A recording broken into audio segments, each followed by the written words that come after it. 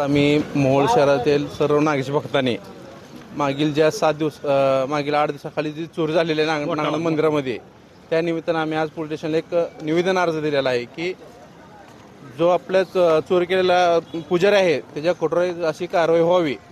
आणि ज्या असलेल्या आजच्या अर्ज असं विनंती केले आहे आम्ही की जे आपले पंचकमिटीचे अध्यक्ष आहेत यांनी जे फिर्याद नोंद केलेली आहे ते एकट्याच त्यांच्या वतीनं नाही तर सर्व ग्रामस्थांच्या वतीनं ते फिर्याद नोंद केलेलं आहे. तसं त्या निमित्तानं प्रशासनाने कुणालाही पाठीशी न घालता कुणाच्याही सांगण्यावरून बळी न पडता त्यांनी कठोर अशी कारवाई त्या पुजाऱ्यावर करावी व त्याला त्याची सुटका होता कामा नये.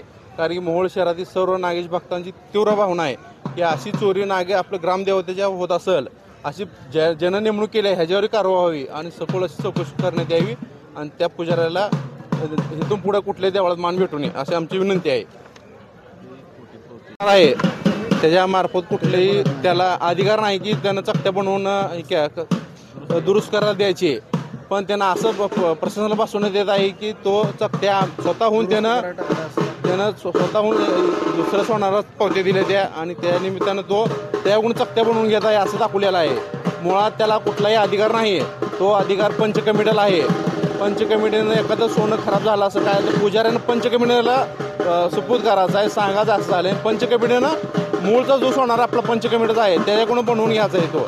तर ह्या पुजाऱ्यांना असं प्रशासनाला दाखवण्यात येत आहे की मी ते चकत्या पास झाल्या मी चकत्या काढून सोनारा दिलेले आहेत सोनाकडून मी बनवून घेत आहे अशी प्रशासनाने प्रशासनाची दिशाभूल करत आहे. तो आमचं एवढं सांगणं आहे की त्या सोनारावर कारवाई व्हावी, सोनाराची चौकशी व्हावी आणि त्याला कोणी पैसे दिले तर त्याच्यावर बी कारवाई व्हावी.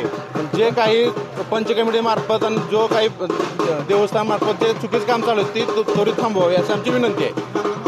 नागनाथ